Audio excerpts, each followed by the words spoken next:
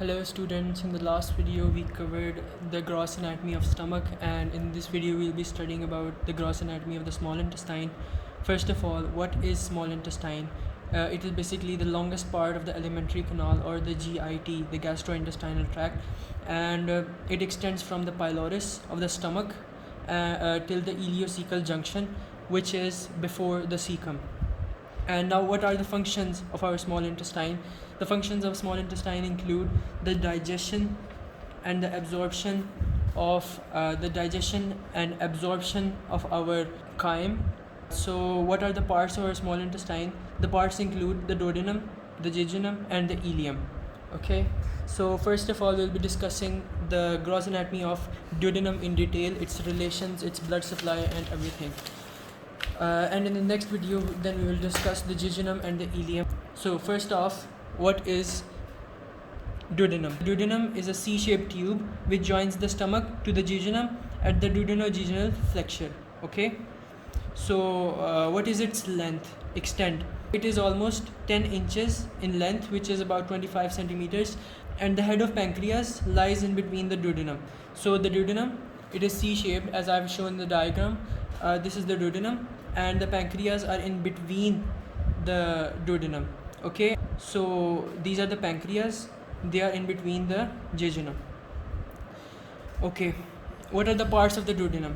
The duodenum is further composed of 4 parts. The first part, second part, third part, and the fourth part. The first part is intraperitoneal on its first inch, which is 2 inches in total. So the first inch is intraperitoneal, the rest of it is retroperitoneal. The second, third, and the fourth part are completely retroperitoneal. Retroperitoneal means that they are present behind the peritoneum. Okay, only their anterior surfaces are covered with the peritoneum, and the posterior surface is not covered with the peritoneum, whereas the first part, the first inch of the first part of the duodenum is intraperitoneal, meaning that the greater omentum and the lesser omentum, they are covering the duodenum on the first inch of the first part of the duodenum. Okay, so the second part is 3 inches in length, the third part is 4 inches, and the fourth part is 1 inch in length. So I've shown you the division. This one is the first part, this one is the second part, this is the third part, and the final fourth part is this one. Here we have the superior duodenal flexure, the inferior duodenal flexure, and the duodenojejunal flexure, okay, from which the jejunum is started. So what is the location of our duodenum? It is basically present in the epigastric region and the umbilical region. So I've shown you, I've already told you about the regions in my first video. I'll be telling you again. This is the umbilical region, this is the epigastric region, this is the hypogastric region. On the left and right side of the epigastric region lie the left and right hypochondrium. On the left and right part of the umbilical region there are lumbar regions, and on the left and right side of the hypogastric region lie the iliac regions. Okay, these were the 9 regions of our abdomen. So the duodenum, it is present in the epigastric region and the umbilical region. Okay, so now we'll be discussing each part in detail. So the first part, it begins at the pylorus. Okay, it extends till the superior duodenal flexure. Okay, it is started from the pylorus and it ends on the superior duodenal flexure. How does it go in our abdomen? It first runs upward and backwards. Okay, first it runs upwards and then it goes backwards, and it is present on the transpyloric plane. Transpyloric plane is a line, imaginary line, which is drawn horizontally along the pyloric region, and it is present in on the region of first lumbar vertebrae. Okay, we have 4 vertebrae. The first one is the cervical region of our vertebrae. The second one is the thoracic vertebrae. The third one are the lumbar vertebrae, and the fourth one are the sacral vertebrae. So this is present on the region of first lumbar vertebrae. What are the relations of our duodenum? We have anterior, posterior, superior, and inferior relations. So the anterior surface of our duodenum has 2 structures present. The first one is the quadrate lobe of the liver. The second one is the gallbladder. Okay, you know, most of the structures of our abdomen which are present on the right side are covered with liver. So the quadrate lobe of the liver is present on the anterior surface of the first part of the duodenum. If we have the liver, now we can understand that the gallbladder will also be present. Okay, the gallbladder is also present on the anterior surface of the first part of the duodenum. Okay, so what are the posterior relations of our duodenum? The posterior relations include the lesser sac, first inch of our lesser sac, okay, which is basically a hollow cavity behind our stomach. So then we have the gastroduodenal artery, the bile duct, the portal vein, and inferior vena cava. Okay, these all vessels are present on the posterior relations of our first part of the duodenum: the gastroduodenal artery, the bile duct, the portal vein, and the inferior vena cava. So what are the superior relations of our first part of the duodenum? Meaning what is present above the duodenum. The epiploic foramen is present above the first part of the duodenum. It is basically a hole through which some structures are passing. Okay, we'll discuss that in detail of gross anatomy of the epiploic foramen. So what are the inferior relations, or meaning what are the structures present beneath the duodenum? They include the head of pancreas and the neck of the pancreas. Okay, as we have seen in the diagram, the duodenum, it has the pancreas present along all the four parts of the duodenum. The first part of the duodenum has the head and the neck of the pancreas beneath it. So now we'll discuss the second part of the duodenum. It is basically vertical, as we can see. This is the second part of the duodenum and it is vertical.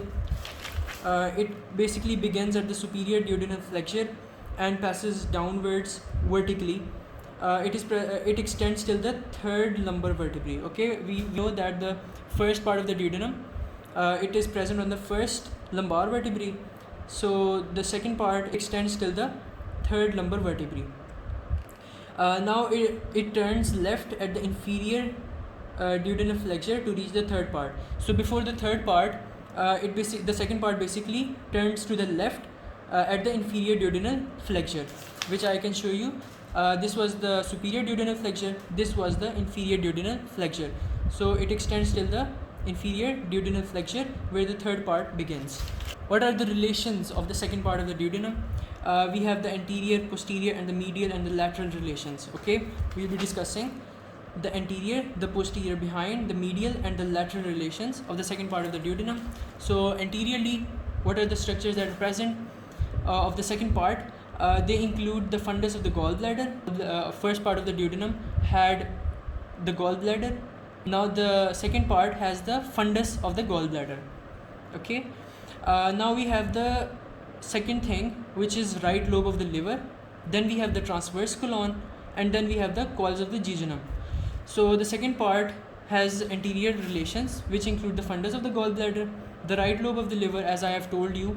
Then we have the transverse colon. As we can see in the diagram, the transverse colon, it passes anterior to the second part of the duodenum. And then we have the coils of the jejunum. The coils of the jejunum are present beneath the transverse colon, and they also cover the second part of the duodenum. So what are the medial and the lateral relations of our second part of the duodenum? They include the head of the pancreas. Medially, we have the head of the pancreas. Then we have the main pancreatic duct and the bile duct. The main pancreatic duct and the bile duct, they entered the duodenum from the medial side. Then we have the lateral relations of our second part of the duodenum. The lateral relations include the right colic flexure, the ascending colon, and the right lobe of the liver again. Okay, so right lobe of the liver, it basically covers the second portion anteriorly and on the lateral surface. And then we have the ascending colon, the transverse colon. It is also present on the second portion of the duodenum. Now we are discussing the third part of our duodenum. The third part is horizontal, and it begins at the inferior duodenal flexure, where I told you about the second part. It was ending on the inferior duodenal flexure. So the third part, it begins at the inferior duodenal flexure, and then it turns left on the subcostal plane. We have another plane like the transpyloric plane. We have another plane which is named as the subcostal plane, and it is present inferior to the transpyloric plane. So the third part, it basically passes in front of the vertebral column. Okay, it passes in front of the vertebral column, and then it goes below the lower margin of the head of pancreas. Okay, the third part is basically below the lower margin of our pancreas. Now we're going to be discussing the relations of our third part of the duodenum. We have the anterior, posterior, then the superior and inferior relations. The anterior relations include the mesentery of the small intestine, the root of mesentery basically of the small intestine. Then we have the superior mesenteric vessels and the coils of the duodenum. Okay, the coils of the duodenum were also present on the anterior surface of the second part of the duodenum. For the third part of the duodenum, we also have the coils of the duodenum again. Along with them, we have the superior mesenteric vessels. So what are the posterior relations of our third part of the duodenum? They include the right ureter. Okay, that is obvious. On the second part, we had the hilum of the right kidney and the right ureter on the posterior surface. On the third part as well, we have the right ureter, the right psoas major muscle, and then we have the inferior vena cava and the aorta.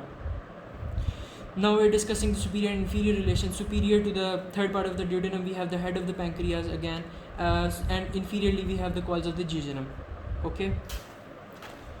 Now we're going to be discussing the fourth part of the duodenum. It basically runs upwards and to the left.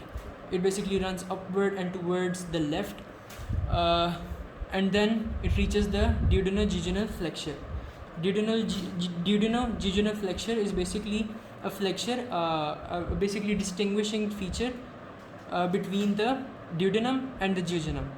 Okay, it divides the duodenum and jejunum into two different parts. So what do we have next? We have the ligament of Treitz, which basically holds the flexure in position. We were discussing the duodenojejunal flexure. So the ligament of Treitz is basically holding the flexure in its position. It is basically giving its position, and it is attached to the right cruise of the diaphragm. Okay, we know the diaphragm is another structure which separates the thoracic region from the abdominal region. So it is attached to the right cruise of the diaphragm. Now we have the relations of our fourth part. They include the anterior and posterior relations. The anterior relations, it is similar to the third part of the duodenum, which include the root of the mesentery and the coils of the jejunum again. And then we have the posterior relations. They include the left margin of the aorta and the medial border of the left psoas muscle. Okay, left psoas major muscle, medial border is present on the posterior surface of the fourth part of the duodenum. Now you can see the diagram. You can take a screenshot if you like. I made this to explain the relations of duodenum in a convenient way. So I've given a note as well. We discussed the interior region of our duodenum. The thick mucous membrane in the first part of the duodenum is smooth. Okay, so the first part of the duodenum, it is smooth. Okay, and the remaining duodenum is thrown into the folds which are numerous and circular. Okay, there are numerous folds which are circular in shape, and they are basically called the plici circularis. Okay, these folds are called the plici circularis. So the first part of the duodenum, it is smooth, and the remaining portion is in the folds which are numerous and circular, which are called the plici circularis. Now we are giving the arterial supply, the venous drainage, the lymphatic drainage, and the nerve supply of our duodenum as a whole. So what are the arteries that basically supply the duodenum?